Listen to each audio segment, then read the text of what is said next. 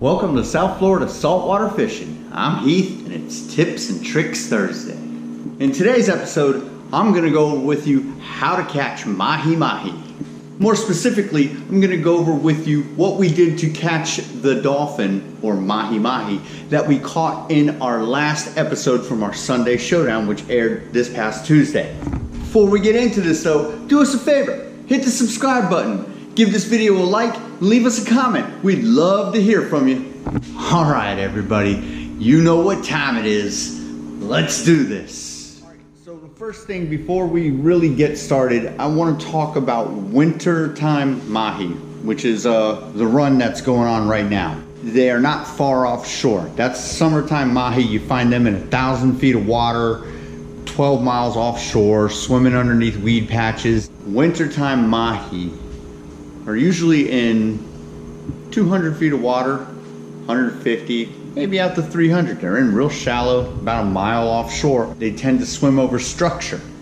They're acclimated to a certain water temperature. Exactly what it is, I don't know. I've read studies where it's 78 degrees. I've read studies where it's 82 degrees. It all depends. Now, they are fish, so what I'm gonna say here, it changes. Sometimes they're in shallow, sometimes they're way out deep, but from what I've noticed through all my many years of fishing is that the summertime dolphin go out to the deeper water where it's cooler. In the wintertime, as winter approaches and we start getting cold fronts and the Arctic air cools the ocean and pushes that water south towards us, they come in closer because that cooler water is in shallower waters. So they tend to, go out far from the shore as the water warms up and head closer into shore as the water cools down, staying within whatever acclimated temperature that seems to be. Now then again, they are dolphin and they eat a lot, so they're probably following the food too. The first dolphin that we hooked up to, we were trolling at about, my motor was running about 1700 RPMs, which means I was probably going about 6 to 7 knots. We hooked this guy on a Billy Bait Turbo Slammer, 5-inch. One of my favorite lures to troll. It can do anything. Just the lure. We hooked it up on, it had double 5.0 J hooks hooked to it. It was on 46 feet of 40-pound clear monofilament leader, tied at the end with a barrel swivel, hooked onto a snap swivel that was attached to my main line. This is the reel that we hooked our first dolphin on with. It is a Penn Spin Fisher 8500. It's spooled with 20-pound smoke blue Momoy. The rod that I have for the Penn Spin Fisher 8500 series, this is a star rod and it is the Paraflex series. It's a 7-foot rod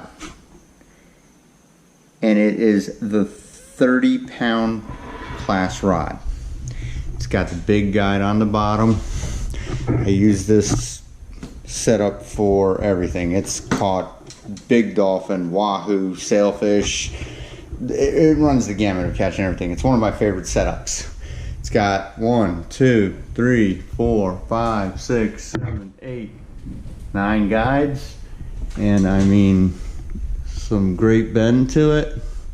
That's the total setup. Penn Spin Fisher V 8500 on a 7-foot star rod Paraflex series, 30-pound class. So that second dolphin was caught on really light gear and he was significantly larger than the first dolphin. The light gear was great for that fish. It was a real challenge and we pulled it off. I have spoke about the Spro jig in previous videos and I've said it and I'll keep saying it. The white bucktail jig for saltwater applications goes far and wide. Lots of things eat it, especially hungry fish. Second dolphin that we hooked onto, we hooked trolling snapper spinner that I normally use. It is this reel right here. It is way smaller than my 8500. This is a Penn Spin Fisher 5500, lined with 12-pound smoked blue Mamoy. And up here is the Spro jig that we caught the bull dolphin with. It's a 1/2 ounce white bucktail from Spro. It's got like a little bit of a green head. This line, I have my main line hooked on with a spider hitch. Is hooked to my main line. And what a spider hitch is essentially it's a knot that forms a loop at the end of your main line. And then I've attached my leader, which is 20-pound fluorocarbon Cigar Red Label. I've attached that with a no-name knot right to the spider hitch. The rod that I have my Penn Spin Fisher V 5500 hooked up to is a 7-foot Penn Battalion. It's a 12 to 20-pound class rod, 7 foot tall with 8 guides. 1, 2, 3, 4, 5, 6, 7, and 8. Super flexible for all the shock absorbency. This rod is actually made out of a combination of fiberglass and carbon fibers. That's what the blank is. They use it for several of their rods. And I put that rod on both of my, I have a Battle, that's a 5000, and a Spin Fisher, that is a 5500. I use the same exact Penn Battalion rod for both of those. It's made by Penn. It goes really well for balancing with these specific rods and weight classes and everything. So I tend to go with the Penn rod. It's got a great warranty and everything instead of a Star rod. Although so dolphin, when you hit them and you're reeling them in, they jump, they run, they make good long hard runs, and it's super fun. He's over there. You see where the line's going? Whoa! He's taking. Let him run if he's gonna run. Whoa!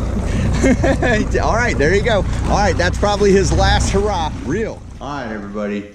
Short, sweet, and to the point. I hope you enjoyed. Hope you learned a little bit about what we did this weekend to tackle these fish and get on them. Hope to see you next Tuesday for our Sunday showdown. We'll see what the weather's gonna do. Hopefully it holds out and we can head offshore. Till next time, South Florida saltwater fishing, going wherever the cool wind takes us.